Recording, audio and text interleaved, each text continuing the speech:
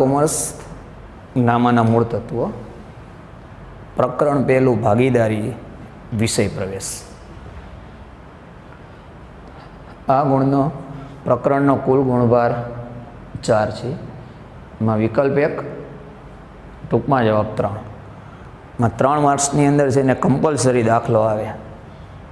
અને પ્રકરણ પહેલું અને પ્રકરણ બીજું જે એના પછીનું છે, આપણે પ્રકરણ 2નો તમારે 11 માર્ક્સનો જે દાખલો આવે સંપૂર્ણપણે આમાં જે એક રીત આવે છે એના ઉપર જ તમારે આધારિત છે. તો સૌપ્રથમ ભાગીદારનો અર્થ.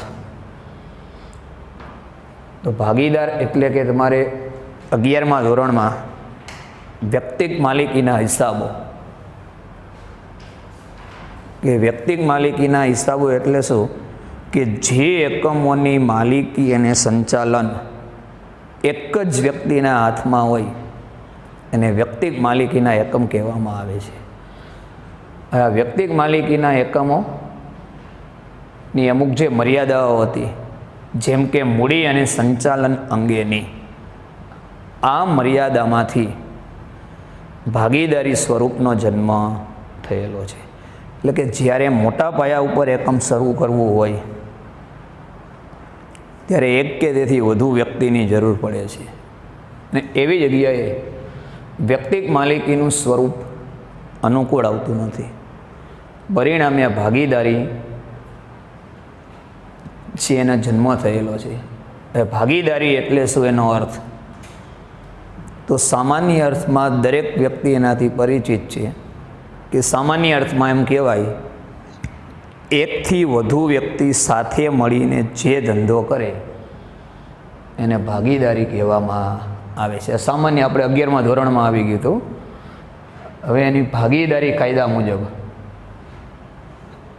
આપણા દેશમાં ભાગીદારી માટે 1932નો કાયદો લાગુ પડે છે. તો આ કાયદા મુજબ ભારતીય ભાગીદારી કાયદા 1932ની કલમ 4 મુજબ ભાગીદારી એ એવી વ્યક્તિઓ વચ્ચેનો સંબંધ છે જેઓ બધા દ્વારા અથવા બધા વતી કોઈ એક દ્વારા ચલાવાતા ધંધાનો નફો વેચવા સહમત થયા હોય. તમને ભાગીદારીની વ્યાખ્યા પૂછે એટલે આપણે વ્યાખ્યા બોલવાની. હજુ તમને વિસ્તૃત સમજૂતી. વ્યાખ્યામાં આવ્યું કે ભાગીદારી એ એવી વ્યક્તિઓ વચ્ચેનો સંબંધ છે કે બધા દ્વારા અથવા બધા વતી કોઈ એક દ્વારા ચલાવાતા ધંધાનો નફો વેચવા સહમત થયા હોય.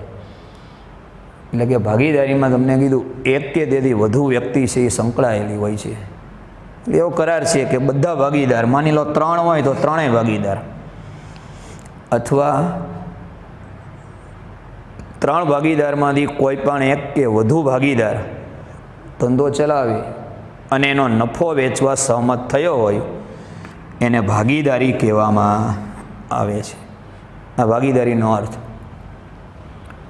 હવે આ જે ભાગીદારી અસ્તિત્વમાં આવે છે એના અમુક લક્ષણો છે, કે ભાગીદારી પેઢી છે એની અમુક ખાસિયતો કે એના લક્ષણો. તો આપણા દેશમાં ભાગીદારી પેઢી છે 1932ના કાયદા મુજબ જ અસ્તિત્વમાં આવે છે. અને એ અનુસાર એના લક્ષણો. પેલો છે કરાર. તો ભાગીદારી છે એ કરારથી અસ્તિત્વમાં આવે છે. અને આ કરાર લેખિત અથવા મૌખિક હોઈ શકે, પરંતુ લેખિત કરાર વધુ ઈચ્છનીય છે. એટલે કે ભાગીદારી પેઢી શરૂ કરે ત્યારે ભાગીદારો વચ્ચે કરાર કરવામાં આવે છે.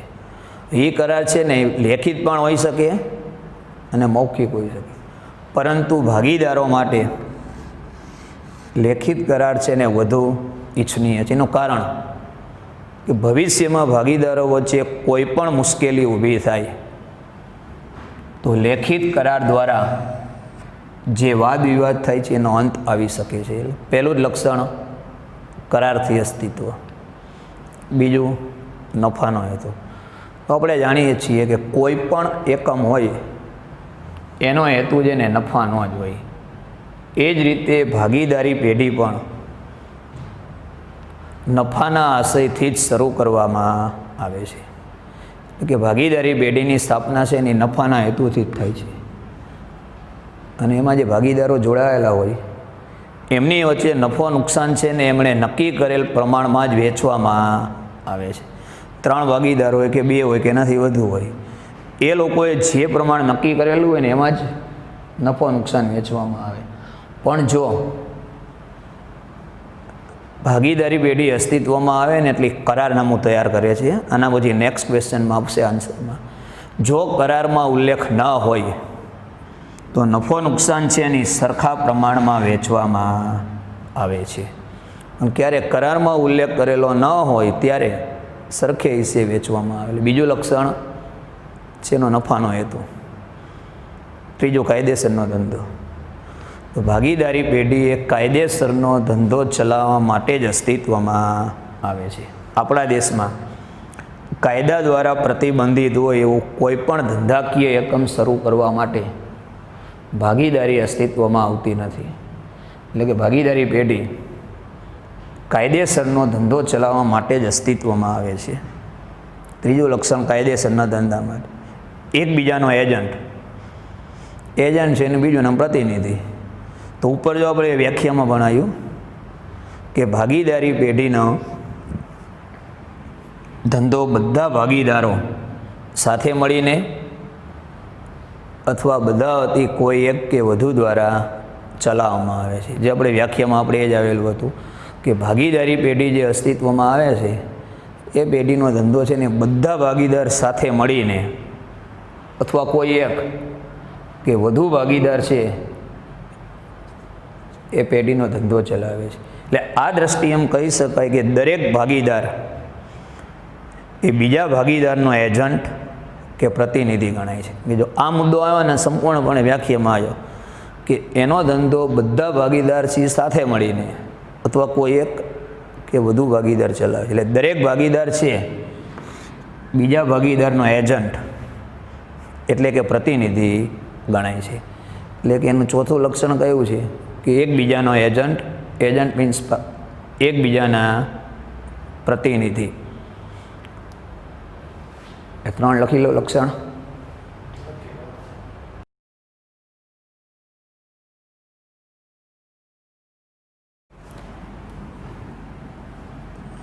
લક્ષણનો 5મો મુદ્દો સભ્ય સંખ્યા.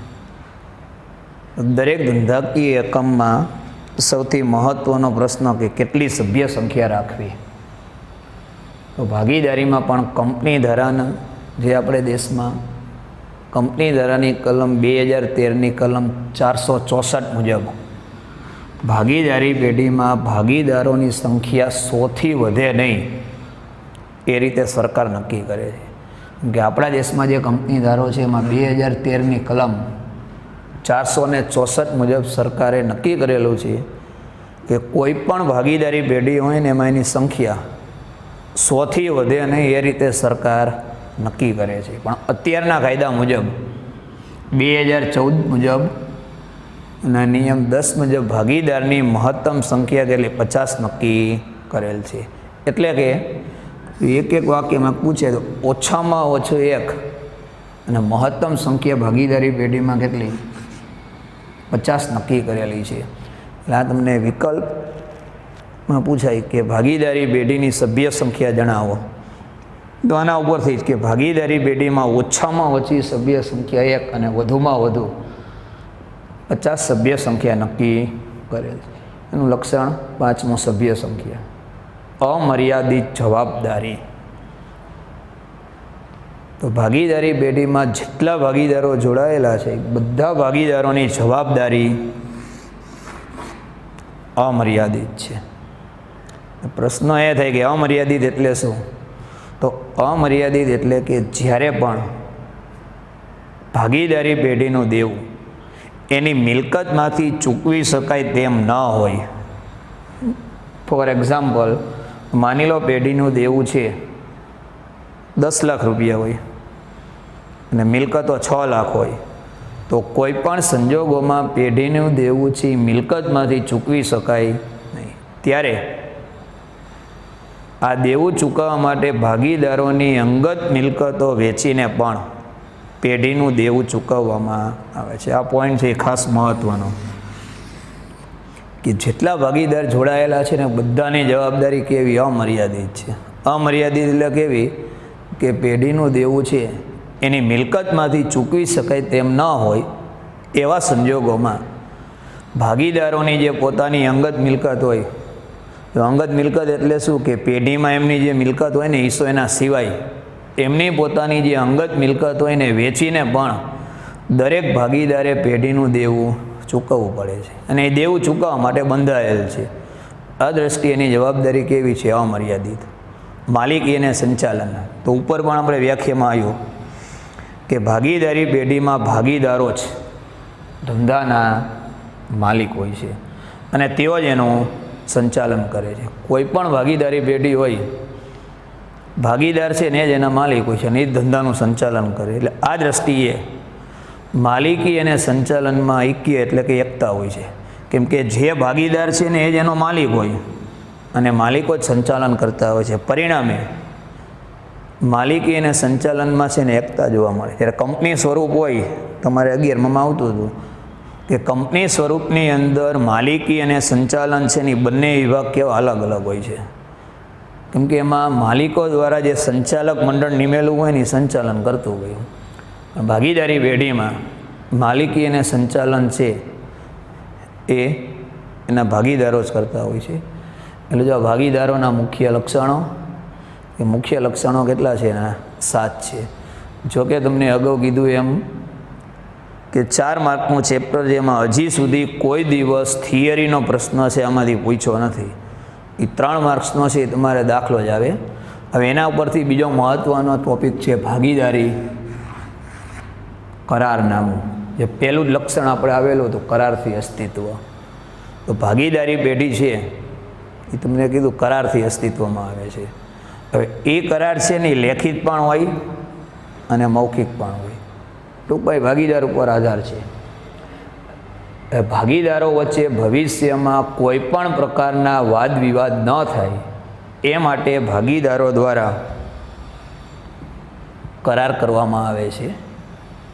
એને ભાગીદારી કરારનામું કહેવામાં આવે છે. કે માની લો ભાગીદારો જોડાયેલા હોય ને તેને લક્ષણમાં કીધું કે લેખિત કરાર છે ને વધુ ઈચ્છનીય છે. હવે તમને સભ્ય સંખ્યા કીધી ઓછામાં ઓછી 1 ને મહત્તમ સંખ્યા કેટલી? 50. અને માની લો ભવિષ્યમાં એમની વચ્ચે કોઈ પણ પ્રકારનો વાદ વિવાદ થાય, તો એ વાદ વિવાદ ન થાય એ માટે ભાગીદારો વચ્ચે જેને કરાર કરવામાં આવે છે. કેવો? લેખિત કરાર. અને એ જે કરાર કરવામાં આવે છે એને ભાગીદારી કરારનામું કહે છે. મોટા ભાગની ભાગીદારી પેઢીમાં છે ને કરાર કમ્પલસરી થતો હોય છે. આ કરારનામામાં મુખ્ય કઈ વિગતો આવે? તો ભાગીદારી કરારનામામાં આટલી બાબતનો સમાવેશ થાય છે. આપણે એના પોઈન્ટ્સ જ યાદ રાખવાના, બાકીની ઉપર થઈ જશે. પહેલું જો ભાગીદારની વિગત, તો ભાગીદારો જે છે ભાગીદારોના નામ, એમના સરનામા, એને લગતી વિગતો છે ને કરારનામામાં દર્શાવવી પડે છે. પેઢીની વિગત, તો ભાગીદારી પેઢીનું નામ, એનું સરનામું, એનું સ્થળ, આ વિગત એનો આમાં સમાવેશ કરવામાં આવે. ધંધાનો પ્રકાર, કે ભાગીદારી પેઢી અસ્તિત્વમાં આવેલી છે, કયા પ્રકારનો ધંધો કરવા માટે અસ્તિત્વમાં આવેલી છે એનો ઉલ્લેખ એમાં કરવામાં આવે છે. કે ધંધાનો પ્રકાર કયો છે? ભાગીદારીનો આરંભ, ભાગીદારોએ ભેગા મળીને જે ભાગીદારી પેઢી શરૂ કરેલી છે કઈ તારીખથી અસ્તિત્વમાં આવેલી છે અને કયા વર્ષમાં અસ્તિત્વમાં આવેલી છે એનો આરંભ, એની વિગત દર્શાવાય છે. આ મૂળી મહત્ત્વનો પ્રશ્ન. તો ભાગીદારી પેઢીમાં દરેક ભાગીદારોએ કેટલી મૂડી લાવી એનો કોઈ ઉલ્લેખ કરેલો નથી. કે દરેક ભાગીદારે ફરજિયાત મૂડી લાવવી જ એવી કોઈ જોગવાઈ નથી. પણ જેટલા ભાગીદારો હોય એ એમણે નક્કી કરેલી મૂડી, કે એમની પાસે જે મૂડી હોય ને, બધા ભાગીદારો નક્કી કરેલું હોય કે કોઈ ભાગીદાર વધુ મૂડી લાવેલ તો કોઈ ભાગીદાર ઓછી મૂડી લાવેલ. ટૂંકમાં એમાં દરેકે કેટલી મૂડી લાવીને અને દરેકે મૂડી લાવી એ ફરજિયાત નથી, એનો ઉલ્લેખ પણ આ કરારમાં કરવામાં આવે. મૂડી પર વ્યાજ, ભાગીદારી પેઢીમાં ભાગીદારો જે મૂડી લાવે છે એના ઉપર પેઢી એને વ્યાજ આપવું કે કેમ, અને જો વ્યાજ આપવું હોય તો કેટલા ટકા આપવું એનો ઉલ્લેખ કરારનામામાં કરેલો હોય. ભાગીદાર જે મૂડી લાવે, 3 ભાગીદારો હોય તો મૂડી લાવેલો હોય તો એના ઉપર એમને વ્યાજ આપવું કે કેમ, કે વ્યાજ આપવું ફરજિયાત નથી, પણ વ્યાજ આપવું કે કેમ, અને જો આપવાનું થાય તો કેટલા ટકા આપવું એનો ઉલ્લેખ શેમાં હોય? કરારનામામાં. જો કરારનામામાં ઉલ્લેખ ન હોય તો મૂડી પર વ્યાજ ચૂકવવામાં આવતું નથી. ટૂંકમાં આપણને જે એક્ઝામ્પલ હશે ને એમાં આપણે આ તો થિયરી પૂરતી જ બાબત છે, એમાં તો સૂચના આપેલી જ હશે. એટલે મૂડી પર વ્યાજ આપવું કે કેમ એનો ઉલ્લેખ કરારનામામાં. ઉપાડ, દરેક ભાગીદાર હોય ને એની જરૂરિયાત મુજબ પેઢીમાંથી ઉપાડ કરતો હોય છે. માની લો ને તાત્કાલિક કોઈ રૂપિયાની જરૂર પડી, એ પેઢીમાંથી ઉપાડ કરે છે, તો દરેક ભાગીદારે ઉપાડની રકમ કે વર્ષ દરમિયાન કેટલો ઉપાડ કરવો એનો ઉલ્લેખ કરારનામામાં કરવામાં આવે. એનું કારણ કે તો ભાગીદાર શું વારંવાર ઉપાડ કરે રાખે, એટલે ઉપાડ ઉપર જેને નિયંત્રણ એમ રાખેલું છે કે અમુક રકમ કે કેટલો ઉપાડ કરી શકે એ ભાગીદારો પોતે નક્કી કરે. એનો ઉલ્લેખ શેમાં હોય છે? કરારનામામાં. ઉપાડ પર વ્યાજ, મૂડી પર વ્યાજ છે. એ જ રીતે ભાગીદારોએ પેઢીમાંથી જે ઉપાડ કરેલ હોય તો એના ઉપર કેટલા ટકા વ્યાજ વસૂલ કરવું એનો ઉલ્લેખ, કે વ્યાજ વસૂલ કરવું કે નહીં એનો ઉલ્લેખ કરારનામામાં કરેલો હોય છે. જો ઉલ્લેખ ન હોય તો ઉપાડ પર વ્યાજ વસૂલ કરવામાં આવતો નથી. મોટા ભાગે ભાગીદારી પેઢી ઉપાડ પર વ્યાજ કેટલું ગણો ને ઉલ્લેખ કરેલો હોય. નહીંતર એવું બને કે ભાગીદારો છે ને વર્ષ દરમિયાન વધુ પ્રમાણમાં ઉપાડ કરે, એટલે ઉપાડ પર કેટલા ટકા વ્યાજ ગણો એનો ઉલ્લેખ શેમાં હોય? કરારનામામાં. ન હોય તો વ્યાજ વસૂલ નહીં કરવાનું. નફા નુકસાનની વહેંચણી, જે આપણે લક્ષણોમાં મુદ્દો આવેલો હતો કે ભાગીદારી પેઢીમાં વર્ષ દરમિયાન જે નફો કે નુકસાન થાય એની વહેંચણી કયા પ્રમાણમાં કરવી એનો ઉલ્લેખ શેમાં હોય છે? કરારનામામાં. અને જો ઉલ્લેખ ન હોય તો નફો નુકસાન છે એની સરખે હિસ્સે વેચવામાં આવે છે. ભાગીદારને પગાર, બોનસ કે કમિશન, ભાગીદારી પેઢીમાં જે ભાગીદારો જોડાયેલા છે એમને પગાર, બોનસ કે કમિશન આપવું એવો કોઈ જોગવાઈ નથી. પરંતુ જો કોઈ ભાગીદાર સક્રિય રીતે પેઢીમાં કામ કરતો હોય તો એ ભાગીદારને પગાર, બોનસ કે કમિશન કે મહેનતાણું કેટલું આપવું એનો ઉલ્લેખ એમાં કરારનામામાં કરેલો હોય છે. એટલે કે ફરજિયાત નથી, પણ જો કોઈ સક્રિય ભાગીદાર કાર્ય કરતો હોય તો કેટલો પગાર, બોનસ, કમિશન કે મહેનતાણું આપવું એનો ઉલ્લેખ શેમાં હોય છે? કરારનામામાં. ભાગીદારે પેઢીને આપે લોનના વ્યાજ અંગે, આ મહત્ત્વનો મુદ્દો. માની લો ભાગીદારી પેઢીની જરૂરિયાત હોય અને કોઈ ભાગીદારે જો પેઢીને લોન આપેલી હોય તો એ લોન ઉપર કેટલા ટકા વ્યાજ ચૂકવવું એનો ઉલ્લેખ કરારનામામાં હોય છે. જો ઉલ્લેખ કરેલ ન હોય તો કમ્પલસરી વાર્ષિક 6% લેખે લોન પર વ્યાજ ચૂકવવું પડે છે. આ મુદ્દો ખાસ યાદ રાખવાનો કે ભાગીદારોએ પેઢીને લોન આપેલી હોય એનો કેટલું વ્યાજ આપવું એનો ઉલ્લેખ શેમાં હોય? કરારનામા. જો એમાં કદાચ સૂચના હોય તો લખેલું હોય કે લોન પર વાર્ષિક 10% વ્યાજ આપવાનું. જો ઉલ્લેખ ન હોય તો વાર્ષિક 6% લેખે વ્યાજ આપવું પડે છે.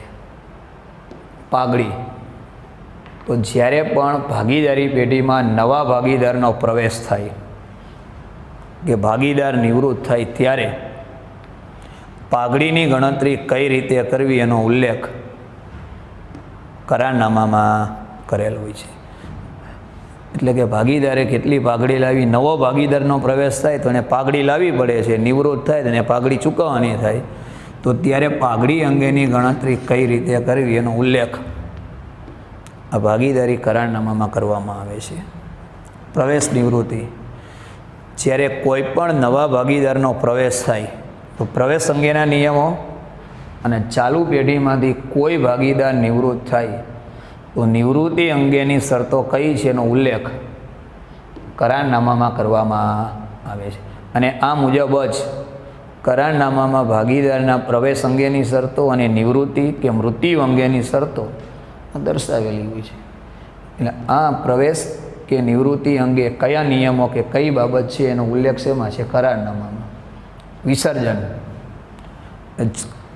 કેવા સંજોગોમાં પેઢીનું વિસર્જન કરવું? જો વિસર્જન એટલે કે પેઢી જેની કાયમ માટે બંધ કરી દેવી. તો કયા સંજોગોમાં પેઢીનું વિસર્જન કરવું અથવા એવા કયા સંજોગો ઊભા થાય વિસર્જન કરવું એનો ઉલ્લેખ કરારનામામાં કરવામાં આવે છે. આમ ભાગીદારો વચ્ચે જે કરારનામું તૈયાર કરવામાં આવે છે એમાં આટલી મુખ્ય વિગતોનો સમાવેશ થાય છે.